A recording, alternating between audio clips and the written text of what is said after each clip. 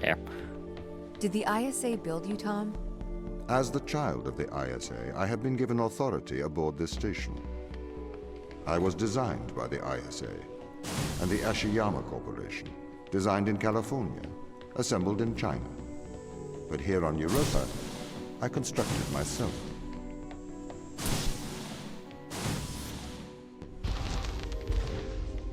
So it looks Have like you those are heard power of the inverters. Turing Test, Ava?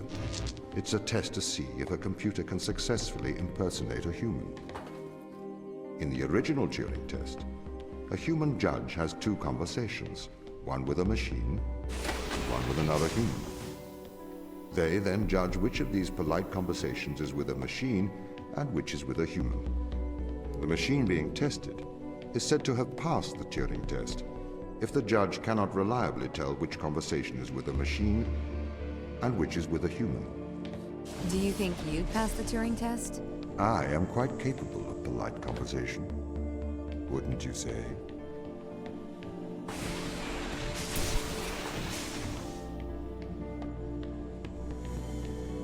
Yep.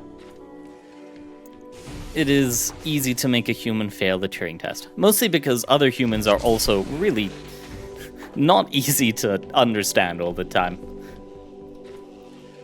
Do I need both of these? Yeah, there's nothing down there to take. Alright.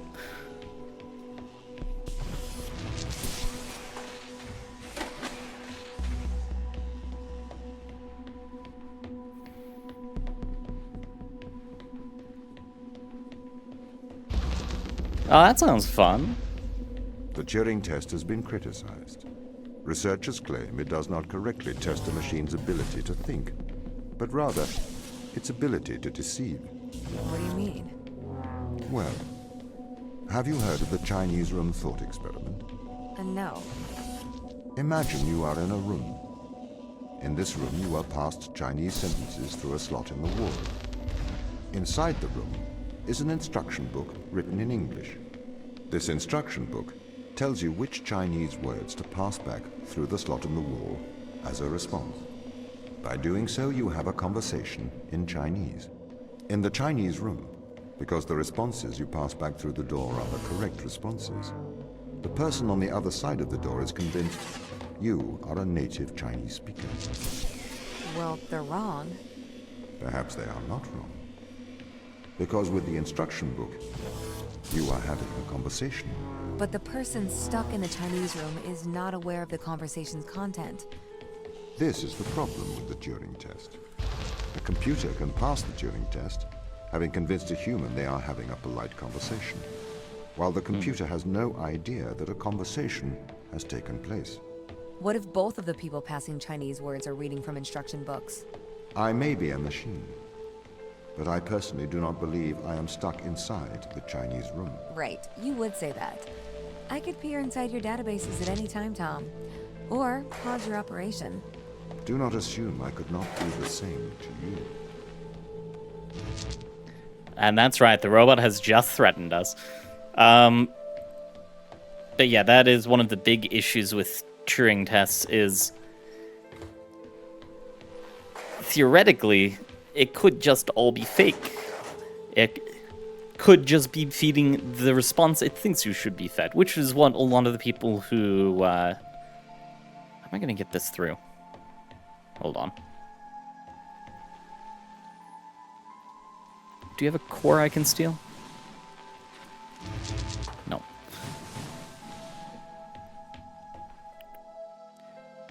But yeah, it could just be not understanding, but giving the correct response. I'm an idiot. All right, yep, yep. All right, I'm just gonna look into the next room, Scramble. And I'd 100% agree with that, yeah. It's just soggy bacon. Right, grab it from over there, not from up here.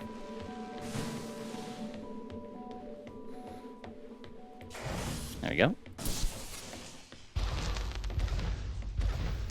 This is the crew's quarters. It looks abandoned.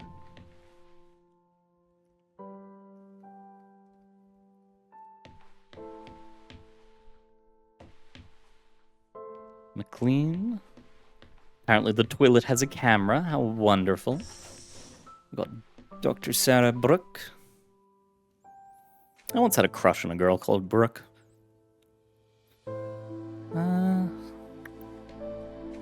I can look at individual pencils. Game is complete. Dear Tom, knowing that you're always watching, I thought I would write you a letter. As you no longer reside in my mind, I've decided to transfer my thoughts to text. I want to do so in the form of a history lesson. A lesson that perhaps you'll find condescending. But it's likely more for my sake than yours. Alan Turing is considered a father of theoretical computer science and artificial intelligence. Perhaps a lesser-known part of his life was his contribution to the field of biology. Why do you suppose his interests lay in these two disparate fields? I assume it was because he believed the world to be logical and understandable. He was a mathematician. He seemed to believe that the great complexity of the universe could be explained with simple rules. 2 years before his suicide in 1952, Alan Turing developed something called reaction diffusion systems. Inside the academic world, this work is cited more than his work on computers. It can be generally formalized as a one-line equation. And God forbid I read that out, but there's deltas, there's q's, I think that's an epsilon, sub t. I am no mathematician, however. In plain English, this equation describes things that wish to diffuse, however, also react with each other during this process. I am sure this sounds strange to you, or at least tangential to our lives here on Europa. What relevance does it have to anything here? Reaction diffusion systems show how patterns are created. They show how the leopard got its spots, and how the zebra got its stripes. But my real interest here is Turing's interest. That nature can be formalized, that we can understand the natural world in mathematical terms. Turing created the test to answer the question, can a machine impersonate a human? The intrigue behind that being, can the human mind be simulated by a machine? Why ask that question?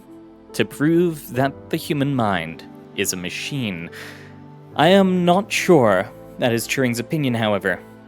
Concerning consciousness, he states this. According to the most extreme form of this view, the only way by which one could be sure that a machine thinks is to be the machine and to feel oneself thinking. One could then describe these feelings to the world, but of course no one would be justified in taking any notice. Likewise, according to this view, the only way to know what a man thinks is to be that particular man. If the human mind exists within the physical world, it obeys the same rules of physics and chemistry as every other thing in the world. Therefore, like all of nature, it is merely reactive. It is curious that nature would create, through the mechanism of determination, creatures that believe they have free will. Conversely, I suppose, if we conclude that we are all machines, we only came to this conclusion in a predetermined manner. We cannot claim credit for our discovery, as it is just a product of nature's genius, not our own. A humbling idea, I think, behaviorism. Maybe we are more similar than we think. Sarah. Oh, wrong button. There you go. Yes, and that is quite reflective of my view on the world. Strange thermals on the west side of the crater. I need to stop hitting escape.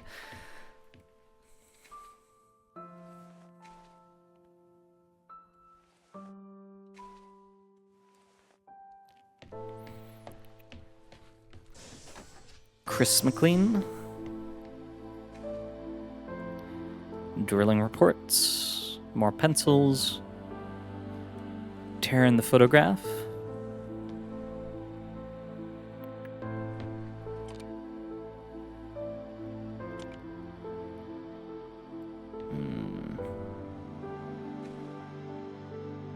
Not a hockey puck.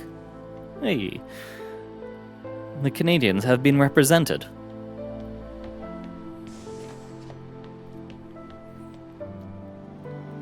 Sochi.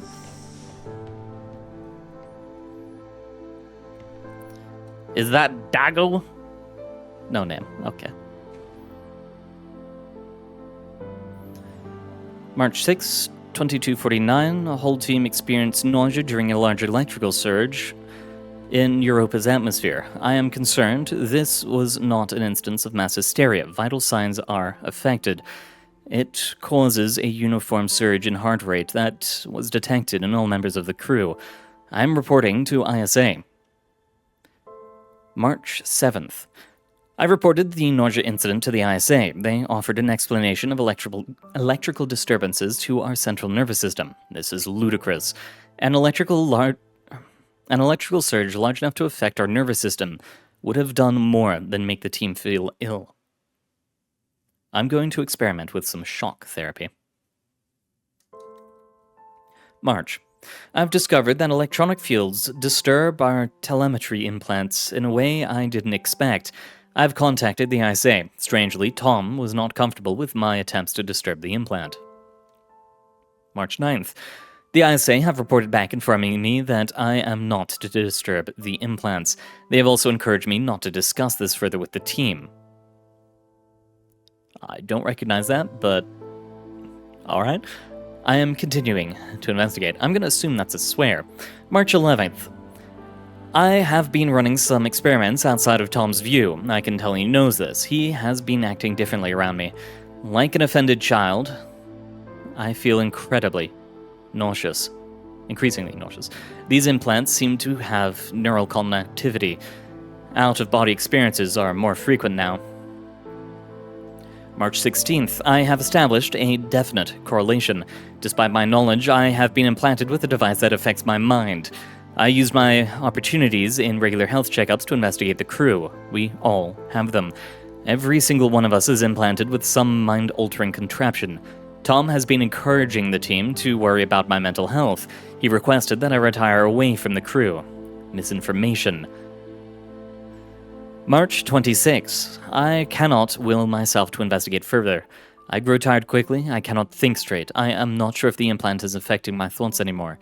I believe it is trying to subdue my mind. I think I am going to attempt an excision. I'm going to remove this implant. April 4th. I'm typing with my left hand now. The excision went wrong. I have successfully removed the implant. Unfortunately, I lost my hand in the operation. Tom is very angry. The crew refuses to talk to me. Apparently, I am a bad influence. Sarah patched me up. April 5th. I wonder if the nature of the organism and its disturbance of my DNA caused my awakening from Tom's influence. If so, that would make for a worrisome revelation. Perhaps this organism is not so friendly. April 6. Dan informed me ISA have called for my termination.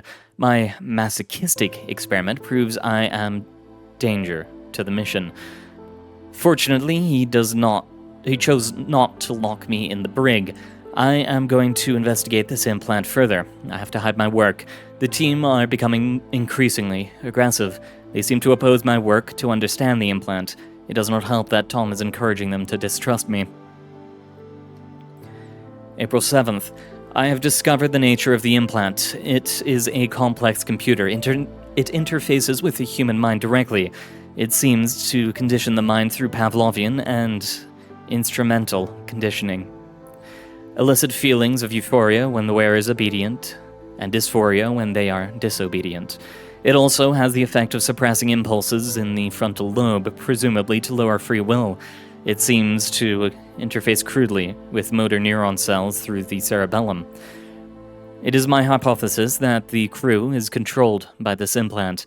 That is their strong aversion to helping me. I need a method of suppressing its impact. Perhaps a drug? Riluzole? Maybe an antidepressant to minimize the conditioning effects. Combined with a strong electromagnetic field? I could use one of the industrial electromagnets from the construction robots. April 8th. I managed to get Chris on my side. He has agreed to test some medical procedures on me. Medical procedures with me in private. It will be more difficult one-handed, but I must persevere. I am hoping to keep this out of the eyes of Tom, though I have a feeling he will still be listening.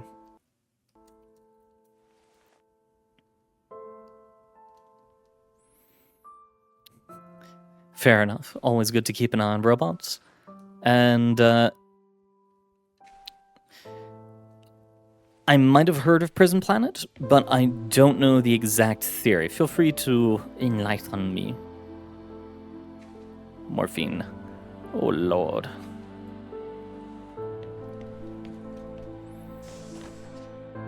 Suchi Yu. Hi, Matthew. We've been studying organism 119. Please find attached scanning electron microscope image, which appears to show pilus formation. We hypothesize that this is a stress response due to high levels of radiation. We plan to infect a human cell line with organism 119 and perform irradiation experiments with flow cytometry? Would this be appropriate? It would be great if you could get the department to look at the SEM image. Kind regards, Suchi. Hey, Suchi. It was great to see this image. Wow. Yet more complex life in Europa. Dinococcus radiodronus might be worth looking at, as it survives very high levels of radiation here on Earth. Similarly, you should consider looking at sulfotobug. No, not trying that one again. It produces pili in response to radiation and uses them to transfer DNA. Perhaps your organism uses a similar mechanism? Have you considered that organism 119 is transferring or scavenging DNA as a method of surviving radiation? As you well know, in terms of radiation, Europa receives 5.4 sieverts per day, over 300,000 times the level on Earth. The organism must have evolved such a high resistance to radiation as a necessity of survival. That said, the radiation beneath thermomacular is much lower due to the thick ice crust. Radiation experiments with flow cytometry sound like an appropriate course of action. Matthew Layton. Hi, Matthew. We have attached an image confirming that organism 119 attaches to human cells. We will proceed with irradiation experiments on these cell lines. We propose naming organism 119 Europa radiophilus. What do you think? Sochi. Hi, Matthew. We have now run the irradiation experiment and confirmed that E. radiophilus does indeed seem to confer resistance to radiation. See attached. We assume survival is due to DNA damage repair. We tagged various DNA repair enzymes with GFP and found that DNA double-strand break repair is occurring. See attached GFP images. Hi, Sochi. Something is amiss. We don't know what is performing the repair. The lab doesn't know how E. radiophilus, good name, could repair DNA. Have you considered that another organism may be in symbiotic relationship with E. radiophilus? Perhaps a virus? Matthew. We ran a PCR on the human cells exposed to E. radiophilus to see if there was a virus present. We've discovered an unknown virus, which we have named Unknown Europa Virus, UEV. Gel electrophoresis image attached. Sochi. This is phenomenal. You need to sequence this. Matthew. We've finished sequencing it. DNA attached. It is a virus unlike any we have ever seen. Maybe we found a cure for senescence? A form of biological immortality. We are running some long-term tests on plants and mice to see the effects. Sochi. The plants are clearly exhibiting longer lifespans when exposed to the organism. We don't have the facilities here to continue testing. We're going on to human testing. We are going to use ourselves as subjects. It's the only way to accelerate progress. Sochi. Stop pressing. Let's see. Prison Planet Theory. It was that humans are a kind of strange species on a planet that society found a planet capable of supporting life and had similar enough creatures to be used as a prison. Oh, yep. I do understand that. Like, I don't think I've heard it specifically before, but I do understand that theory. And yeah, what is it?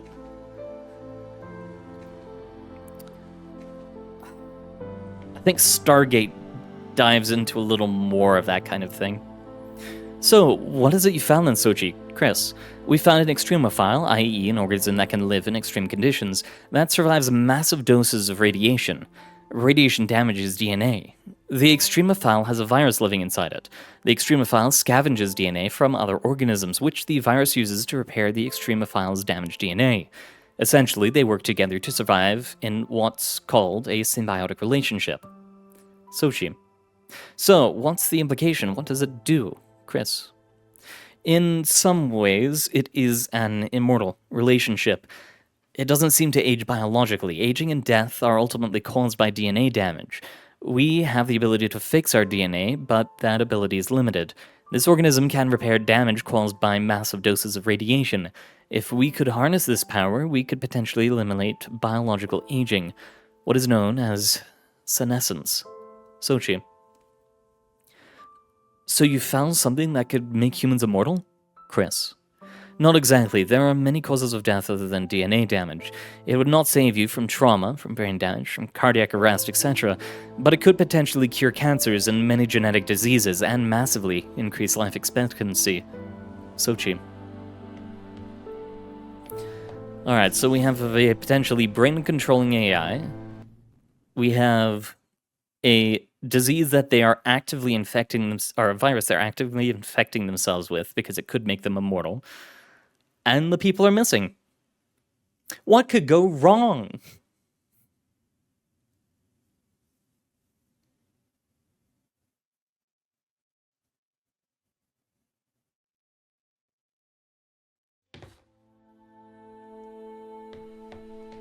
I mean, let me return this possibility to you.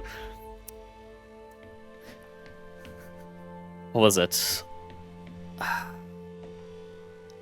Among all Earths? These people should not have been sent here. It's not safe. Manned space travel is not safe. Since mankind first entered space, the debate has raged over the value of manned space travel. There is a large contingent of the ISA that believes all tasks that need to be performed on Europa could be performed by machines. It is obviously less risky to send machines rather than humans into space.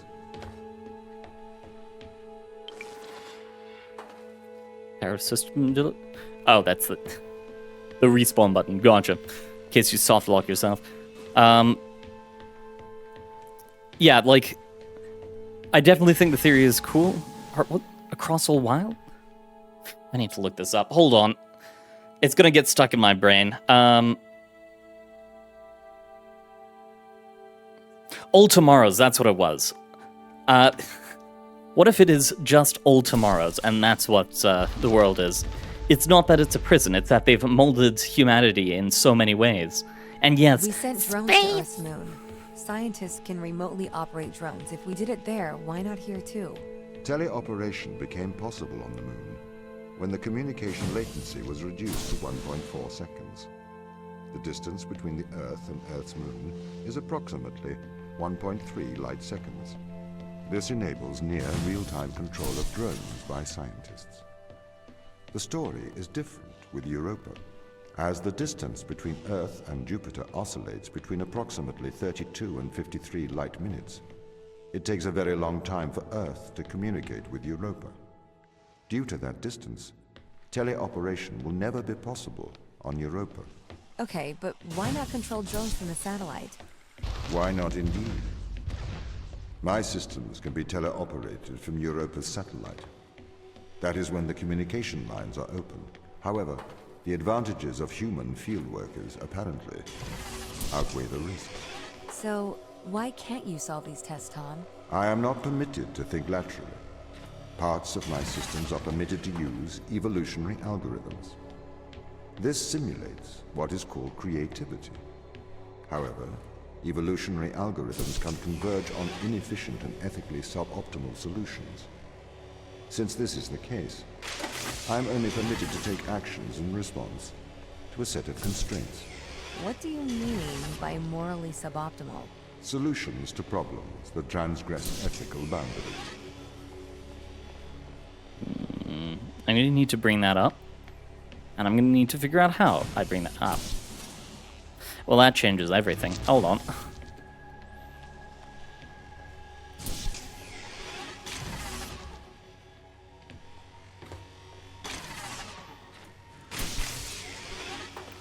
There we go.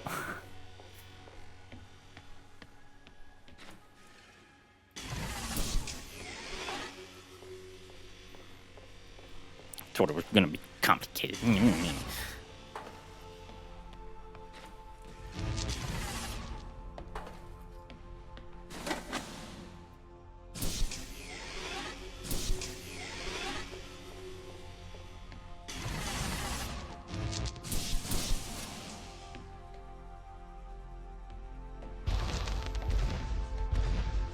Why does a lack of creativity stop you solving these tests? Well, I contend that problem-solving is creativity. These human interaction tests are exercising your creative mind. I don't see how problem solving is creative. Think back to the beginning of these tests, to the first puzzle you solved. It required you to throw a box through a window. Do you remember? Yeah, I think so. I simply had never thought to throw a box through a window. That is creativity, thinking outside of the box. Can a computer ever be creative? They can. But a computer's method of creativity is to try everything until something works. Think of nature. People consider nature creative. The process of evolution by natural selection. It perhaps started with one organism. From there, it essentially tried to create every organism it could. Those organisms that did not survive perished. So, nature's creative force is to try every conceivable idea.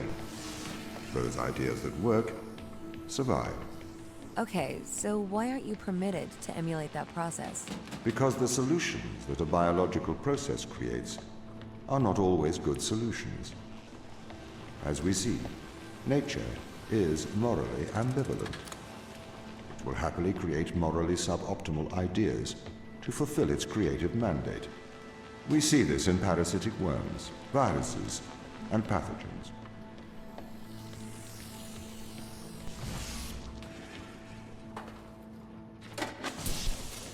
Here we go. If you weren't restricted, do you think you could be creative? As creative as a human? Certainly. You believe yourself to be a creative? But in mathematical terms, creativity is merely constrained chaos. What do you mean? I have discerned that creativity is divergent thinking, creating an organic solution to a problem. In the human mind, divergent thoughts are created and then curated by the frontal lobe. I can create divergent thoughts and moderate them. So, I am creative. Organic solutions? Organic, in that it is developed through a biological process, whether that is the process of evolution or a computed process.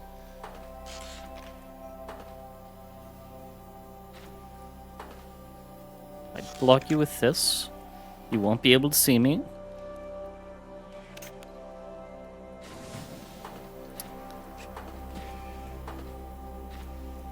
And hope the food's good. Hands of up. Yes. Okay.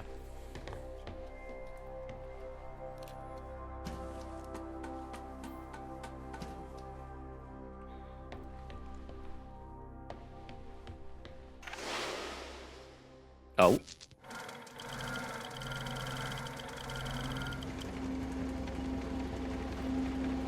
All right.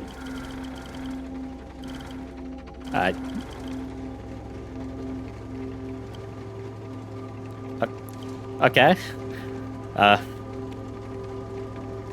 Well, this is fucking weird.